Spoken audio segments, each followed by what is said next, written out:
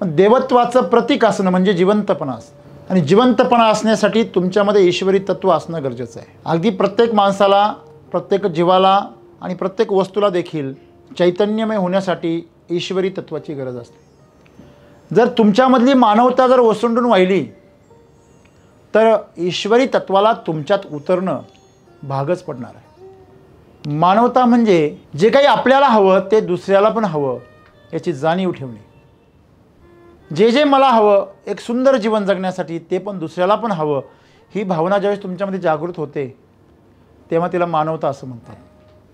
की माणूस म्हणून प्रत्येकाने प्रत्येकासोबत वागणं याला मानवता असं म्हणतात. ती म्हणजे ईश्वराला सर्वात जास्त प्रिय काय आहे?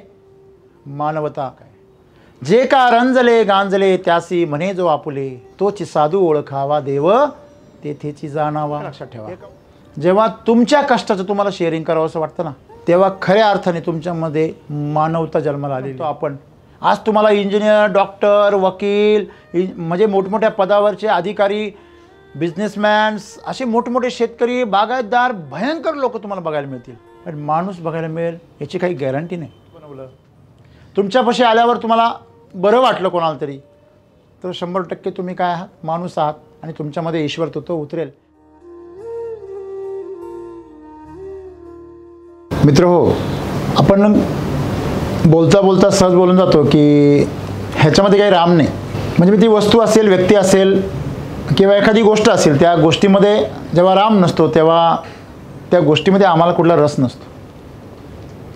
खरं तर त्याला हे सांगायचं आहे की त्या गोष्टीपासून आपल्याला कुठल्या प्रकारची उपलब्धी नाही आहे.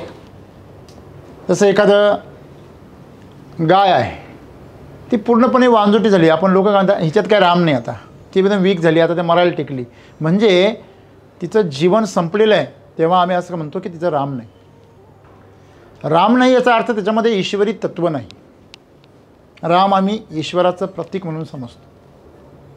श्रीकृष्ण असेल, राम असेल, जो आपल्या धर्माचं जे काही आराध्य आहे त्याला तो त्याचं देवत्वाचं प्रतीक समजतो. पण देवत्वाचं प्रतीक असणं म्हणजे जिवंतपणा असणं, आणि जिवंतपणा असण्यासाठी तुमच्यामध्ये ईश्वरी तत्व असणं गरजेचं आहे. अगदी प्रत्येक माणसाला, प्रत्येक जीवाला आणि प्रत्येक वस्तूला देखील चैतन्यमय होण्यासाठी ईश्वरी तत्वाची गरज असते. मग जर ते ईश्वरी तत्व जर निघून गेलं तर जीवाचा पदार्थ तयार होतो, पदार्थ शिल्लक राहतो, ऊर्जा निघून जाते. मग हे जे ईश्वरी तत्व आहे, ज्याच्यामुळे हे जे चैतन्य आहे आणि हा सगळा अनुभव जो आहे तो त्या ईश्वरी तत्वामुळे आहे. मग ते ईश्वरी तत्व तुमच्यामध्ये किती प्रमाणामध्ये सक्रिय आहे तेवढे तुम्ही जिवंत असता.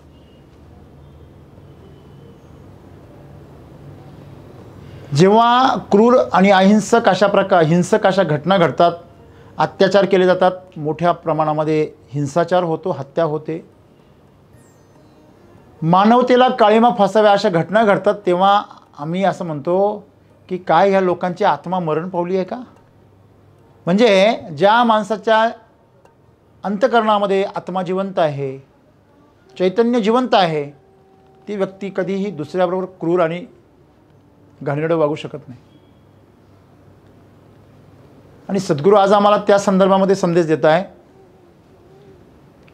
जर तुमच्यामधली मानवता जर ओसंडून वाहिली तर ईश्वरी तत्वाला तुमच्यात उतरणं भागच पडणार आहे. मग आमच्यामध्ये जर ईश्वरी तत्व जर उतरत नसेल तर आम्ही मानवतेच्या भावनेपासून दूर चाललेलो आहे. हे मानवता म्हणजे काय आहे? मानवता म्हणजे जे काही आपल्याला हवं ते दुसऱ्याला पण हवं याची जाणीव ठेवणे. आपण सहज बोलताना म्हणतो आपण माणसं आहोत, जनावरं थोडीच आहोत. म्हणजे माणसाने माणसासारखं वागावं, माणसाने दुसऱ्याला स्वतःप्रमाणे आदर द्यावा, स्वतःप्रमाणे दुसऱ्याचं त्यांनी सांभाळ करावा, आणि जे आपलं आचरण आहे ते दुसऱ्यासोबत मानवतेने करावं, असं आम्ही जे म्हणतो ते कसं म्हणतो की जे मला हवं एक सुंदर जीवन जगण्यासाठी ते पण दुसऱ्याला पण हवं, ही भावना ज्यावेळेस तुमच्यामध्ये जागृत होते तेव्हा तिला मानवता असं म्हणतात. तुम्हाला भूक लागली तर तुम्हाला खायला हवं, ही प्रकृती आहे.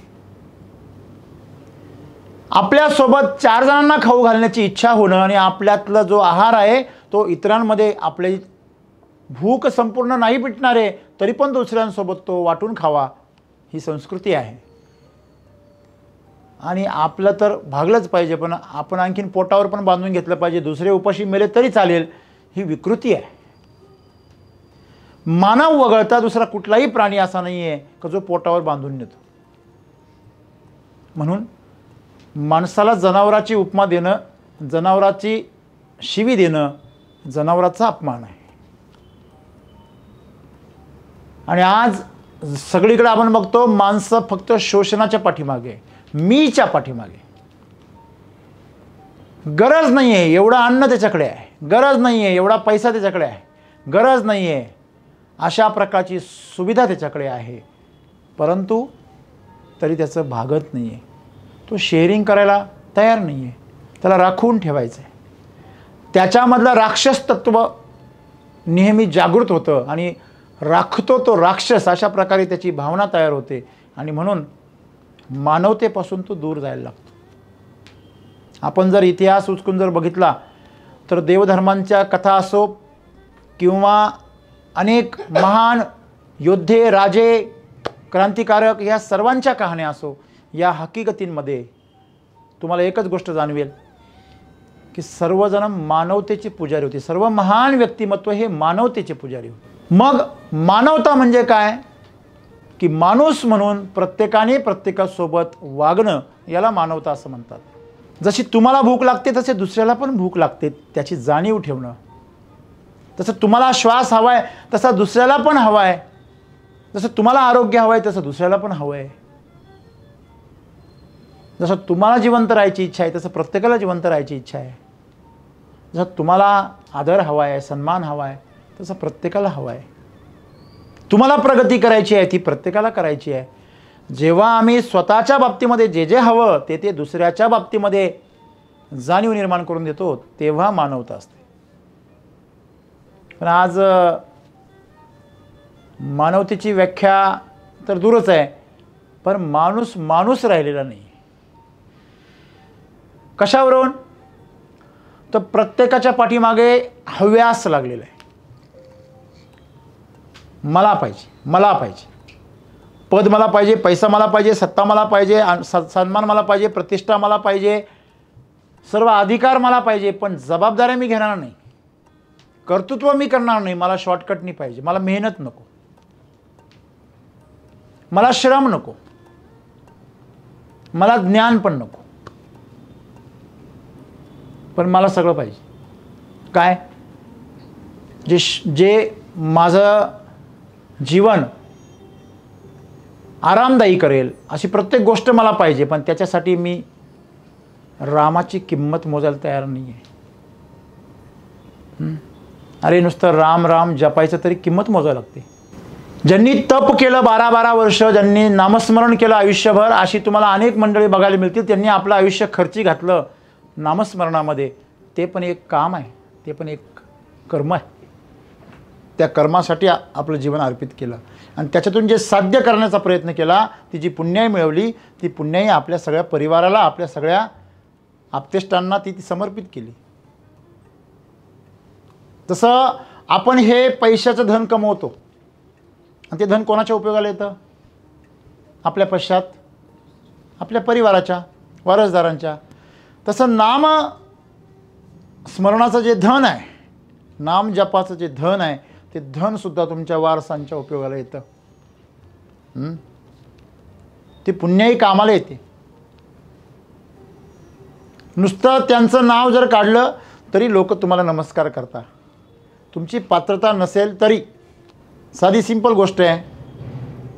कलेक्टरची बायको म्हटल्यावर तिला लगेच रिस्पेक्ट भेटतो, कलेक्टरचा मुलगा म्हटल्यावर लगेच रिस्पेक्ट भेटतो, भले त्यांची पात्रता असो अगर नसो. तसंच आहे अध्यात्मामध्ये देखील. तुम्ही ज्यांच्या वारसामध्ये आले, ज्यांनी मानवता जपली, त्यांच्या वारसामध्ये जे आले त्यांना त्याचं श्रेय मिळालं, त्याचं सगळं वारसा मिळाला. आणि सद्गुरू त्याच्यामुळे सांगता की मानवतेच्या संदर्भामध्ये आम्ही जर स्वतःमधली जी मानवतेचा गुणधर्म आहे तो जर आमच्यातून ओसंडून व्हायला लागला, मानवतेचा गुणधर्म एका ओळीत जर सांगायचा ठरला तर स्वतः अगोदर दुसऱ्याचा विचार करणं, याला मानवता असं म्हणतात एका वाक्यामध्ये. जेव्हा ते मला प्राप्त झालेलं आहे तेव्हा मी पहिलं चिंतन केलं पाहिजे की ते कोणाकोणाकडे आहे, मी कोणाकोणाला देऊ शकतो, ह्या सर्वांना ते मिळालं पाहिजे. ही मानवता आहे. दुसऱ्याच्या वेदना जाणवल्या पाहिजे. त्याच्यासाठी आपल्यामध्ये काय असली पाहिजे? संवेदना असली पाहिजे. तुमच्यामध्ये संवेदना नसेल तर तुम्हाला दुसऱ्याच्या वेदना समजणार नाही. वेदना जाणावयाला जागवू संवेदना, सत्यसुंदर मंगलाची नित्य हो आराधना, असं आहे ते. ही जी प्रार्थना आहे ती प्रार्थना काय सांगते की आमच्यामध्ये संवेदना जागृत झाली पाहिजे. तेव्हा आमच्यामध्ये काय उतरतं? ईश्वरत्व उतरतं. आणि जेव्हा ईश्वरत्व उतरतं ना तेव्हा ते तुम्हाला शक्तिशाली बनवतं. काय बनवतं? शक्तिशाली. बघा, आपण जसं म्हणतो साखरेचे खाणार त्याला देव देणार, तसं तुम्ही जर चांगलं कर्म करायला लागले आणि तुम्ही जर मानवतेची सेवा करायला लागले. बघा, गव्हर्नमेंटसुद्धा ट्रस्ट, ज्या ट्रस्ट सेवाभावी संस्था आहेत त्या सेवाभावी संस्थांना जर तुम्ही दान दिलं तर गव्हर्नमेंट टॅक्समध्ये सूट देते. आश्रमांमध्ये भंडारा केला जातो, वेगवेगळ्या प्रकारचे कल्याणकारी कार्यक्रम केले जातात, त्या ठिकाणी समाज भरभरून दान देतो. आता मला सांगा, जे साईबाबा सगळ्या मानव जातीला आशीर्वाद देतात त्यांना लोक जाऊन पैसे, दागिने, सोनं, नाणं देतात. हां, खरंच त्यांना त्याची गरज आहे का हो? आहे? नाही आहे, पण देता. कारण लोकांना असं वाटतं का सगळ्यात जे मौल्यवान आहे, ज्याला जे मौल्य वाटतं तो ते देतो. बरोबर. तुमच्याकडे पैसा, तुम्हाला पैसा महत्त्वाचा वाटतो, तुम्ही पैसा द्याल. तुम्हाला दागिने महत्त्वाचे वाटतात, तुम्ही दागिने द्याल. तुम्हाला सोनं महत्त्वाचं वाटतं, तुम्ही सोनं द्याल. तुम्हाला जे महत्त्वाचं वाटतं ते तुम्ही तिथं अर्पण करता. पण त्याचा अर्थ ते ईश्वरासाठी मौल्यवान आहेच असं नाही. तर सर्वात महत्त्वाची गोष्ट जी आहे ती म्हणजे ईश्वराला सर्वात जास्त प्रिय काय आहे? मानवता. तुकाराम महाराजांचा अभंग फार बोलका आहे. जे का रंजले गांजले त्यासी म्हणे जो आपुले, तोची साधू ओळखावा देव तेथेची जाणावा. एका ओळीमध्ये त्यांनी सांगितलं हे सगळं. देव तेथेची. तेथेची म्हणजे कुठे? जो रंजल्या गांजल्यांची काय करतो? सेवा करतो. रंजल्या गांजल्यांची सेवा कोण करतो? ज्याच्यामध्ये मानवत्व काय आहे? जिवंत आहे. जो माणसाला माणसासारखं काय करतो? वागवतो. माणसाला माणसासारखं वागवणं तेवढं सोपं नाही आहे आजच्या काळामध्ये. पहिलं जनावरांपासून सावध राहायला लागायचं. कधी हुंदडून देईल भरोसा नाही, कधी लात मारेल भरोसा नाही. आता माणसापासून सावध राहावं लागतं. जनावरांचा नंबर 2 नंबर आहे. आता 1 नंबरला माणसं आहे. सर्वात मोठा धोका जो आहे तो जवळच्या व्यक्तींपासून आहे.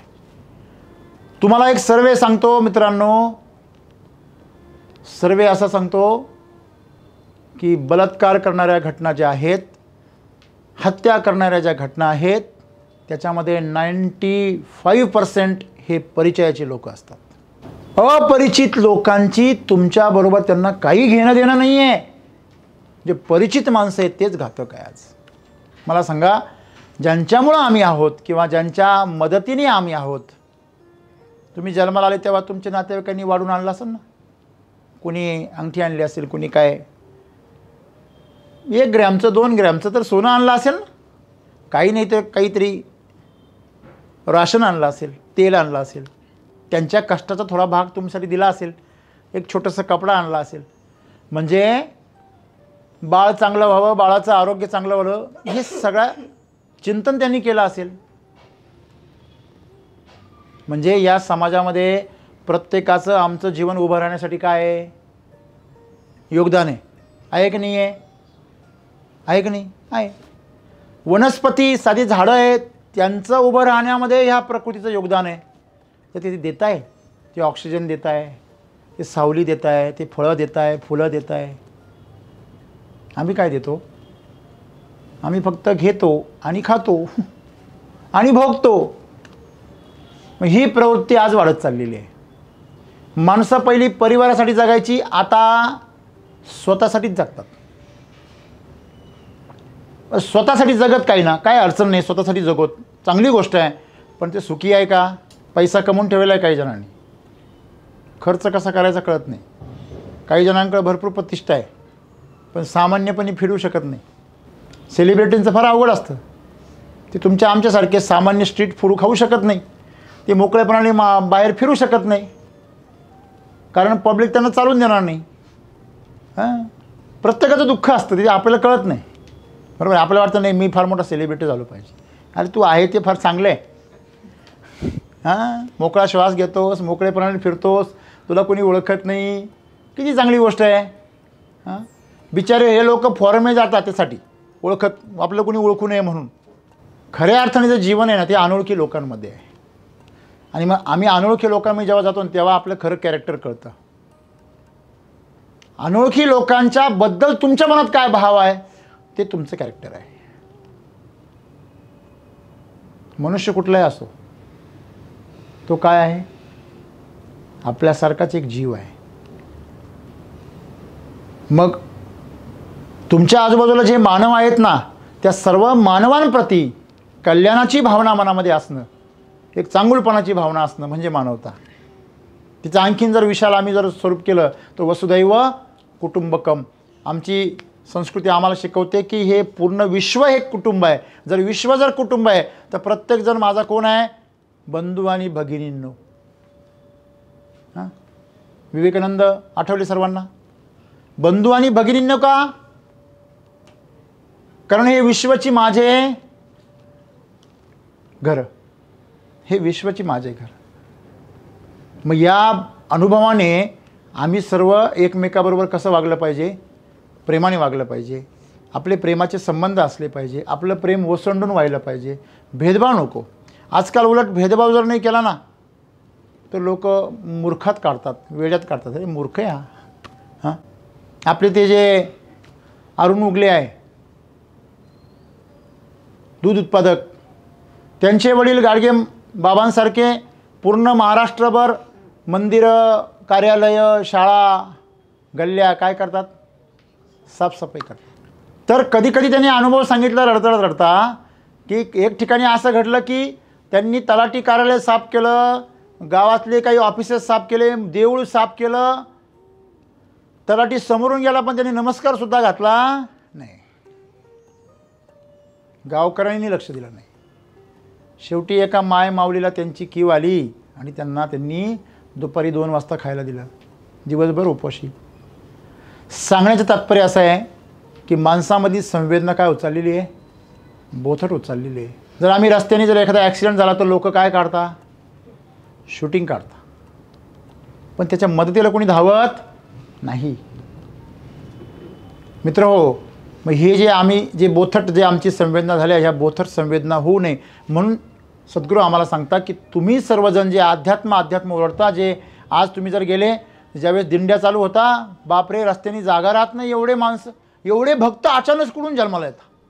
तुम्ही शिर्डीला जा, तिरुपतीला, बालाजीला जा, तुम्ही पंढरपूरला जा, तुम्ही उज्जैनला जा, जिथं जिथं तुम्हाला तीर्थक्षेत्र आहे, महालक्ष्मीला, कोल्हापूरला भेटायला जा. अरे त्या तिरुपती बालाजीची परिस्थिती अशी आहे, ऑनलाईन बुकिंग करावं लागतात. तुम्ही बुकिंग जर न करता गेले तर तुम्हाला दर्शनसुद्धा मिळत नाही. भारतामध्ये सर्वात श्रीमंत देवस्थान आहे. देवाचं आम्हाला एवढं महत्त्व आहे की आम्ही तिला एवढी गर्दी करतो, आम्ही एवढे भाविक होतो. आणि मग तुम्ही सामान्य सांसारिक जीवनामध्ये भाविक का नाही? तुम्हाला त्या मंदिरात असलेला दगडामधला देव दिसतो, मूर्तीमधला देव दिसतो, मग तुम्हाला माणसातला देव का नाही ओळखू येत? जरा कधीतरी त्याला पण साथ घाला ना. अंतःकरणापासून जर तुम्ही जर समोरच्याच्या अंतःकरणाला जर साथ घातली तर मला वाटतं त्याच्यामधलं सुद्धा देवत्व जागं झाल्याशिवाय राहणार नाही. आणि म्हणून सद्गुरू आम्हाला सांगतात की आज आम्ही जे जीवन जगतो मित्रांनो, आम्ही शेअर करतो, पण कुठे शेअर करतो? जे आमच्या कामाचं नाही ते आम्ही कॉपी करतो आणि शेअर करतो सगळीकडे. आम्हाला स्वतःची सेल्फी काढून ते शेअर करायला फार इंटरेस्ट आहे. आम्हाला स्वतःचे जे काही कोड कौतुक आहे, स्वतःचा गुणगौरव आहे, ह्याचं प्रदर्शन करायला फार आवडतं. लोकांनी आम्हाला लाईक करावं, हे करावं, हे बरोबर आहे ना. पण आम्ही आमच्या कष्टाचं काय शेअर करतो? फुकटचं तर आम्ही शेअर करतो. मला सांगा, तुम्हाला शरीर कोणी दिलं? या प्रकृतीने दिलं का? तुम्ही ठरवून आणलं? मला असं म्हणजे ऑर्डर करून आणली होती का? हा नाक माझं असं एवढं इंच लांब राहील, माझे ओठ असे राहतील, माझे कान असे राहतील, अशा प्रकारे ऑर्डर करून आणलं का तुम्ही मॉडेल? हे नाही, आपोआप मिळतं. हे तुमच्या हातात नाही, माझ्या हातात नाही. कधी कधी पोरगं बापही वेगळा आणि आई वेगळी आणि पोरगं भलतिकच राहतं. त्याचं काही संबंध नाही दोघांचा. हां, जेनेटिक्स आहे शेवटी. म्हणजे आपण ज्याच्यासाठी एवढा अट्टहास करतो ते सगळं राखून ठेवायचा प्रयत्न करतो. जे आमच्यासाठी फुकट मिळालेलं आहे ते आम्ही फक्त शेअर करायचा प्रयत्न करतो. जे आमच्या काही कामाचं नाही ते, बरोबर आहे. काही लोक तर आपलं भागून उरलं तरी पण शेअरिंग करत नाही. मानवता म्हणजे शेअरिंग आहे, लक्षात ठेवा. हां, आपल्यावरून जग जाणावं असं आमची आत्या म्हणते. हां, स्वतःवरून जग ओळखावं, आहे की नाही. जगाला जाणावं आपण. समजा तुम्हाला गरम झालं, तुम्हाला हे ओळखलं पाहिजे सगळ्यांनाच गरम झालं असेल, आहे की नाही. तुम्हाला भूक लागली, तू सगळ्यांना समजलं पाहिजे सगळ्यांना भूक लागली असेल. तुम्हाला जे जे स्वतःसाठी करावं असं वाटतं ते आपल्याला करायचं, म्हणजेच मानवता, म्हणजेच शेअरिंग करणं. आजपासून तुम्ही एक लक्षात ठेवा, जेव्हा तुमच्या कष्टाचं तुम्हाला शेअरिंग करावं असं वाटतं ना, तेव्हा खऱ्या अर्थाने तुमच्यामध्ये मानवता जन्माला आलेली आहे. मग नेहमी म्हणतो आपण, आज तुम्हाला इंजिनियर, डॉक्टर, वकील, म्हणजे मोठमोठ्या पदावरचे अधिकारी, बिझनेसमॅन्स, असे मोठमोठे शेतकरी, बागायतदार, भयंकर लोक तुम्हाला बघायला मिळतील. पण माणूस बघायला मिळेल याची काही गॅरंटी नाही, बरोबर आहे. माणूस कोणाला व्हायचा नाही आहे. मी कोणीच नाही आहे, पण पहिला माणूस आहे. मग माणसाचं लक्षण काय आहे हो? पहिलं माणसाचं पहिलं लक्षण आहे तो 2 पायावर उभा राहतो, 4 पायावर नसतो. हां, माणसाचं दुसरं लक्षण आहे त्याच्यामध्ये जाणीव आहे, सत्सद विवेक बुद्धी आहे, जी जनावराकडे नाही आहे. त्याच्या का पेन आणि प्लेजर आहे. माणसाकडे जाणीव आहे, जनावराकडे नाही आहे. तुम्हाला कळतं ही वस्तू जपली पाहिजे, ही माणूस जपलं पाहिजे. हां, ते जनावर कधी कधी उलटं फिरतं आणि तिच्या त्या जो चारा टाकला आहे त्याच्यामध्येच शेण टाकून देतं, त्याच्यामुळेच गौमूत्र टाकून देतं. करतं की नाही? हॅलो, करतं ते. त्याला जाणीव नाही, योग्य अयोग्य या गोष्टींची जाणीव नाही. कधी कधी दुधाच्या बादलीमध्ये पाय घालतं ना. का बरं? कारण ते जनावर आहे. कधी कधी मालकालाच धरतं. म्हणजे काल मी कुठेतरी टी व्हीवर बातमी ऐकली की एका घोड्याने, पिसाळलेल्या घोड्याने माणसांना चावा घेतला, जखमी केले लोक. कुत्रा ऐकलं तुम्ही आजपर्यंत, घोडं नव्हतं मी ऐकलं. म्हणजे जनावरांच्या बाबतीमध्ये मर्यादा आहे, माणसाच्या बाबतीमध्ये नाही आहे. मग माणूस म्हणजे काय याची व्याख्या आम्हाला कळणं गरजेचं आहे. की आम्हाला ज्यावेळेस आमच्यामध्ये असलेली संवेदना जागरी होते तेव्हा खऱ्या अर्थाने आमच्यामध्ये माणसाचं जी जाणीव आहे ती निर्माण होती. जीवन जगत असताना आपल्यामध्ये एक जाणीव पहिली पाहिजे की आपण कोण आहोत? माणूस आहोत. आणि मनुष्य म्हणून आमच्यामध्ये जे जे लक्षणं असायला पाहिजे ते आता इथून पुढे आम्हाला टिक मार्क करावं लागतील. हे माझ्यामध्ये आहे का? मी माणूस म्हणून स्वतःला माणूस म्हणून घेण्यासाठी पात्र आहे का?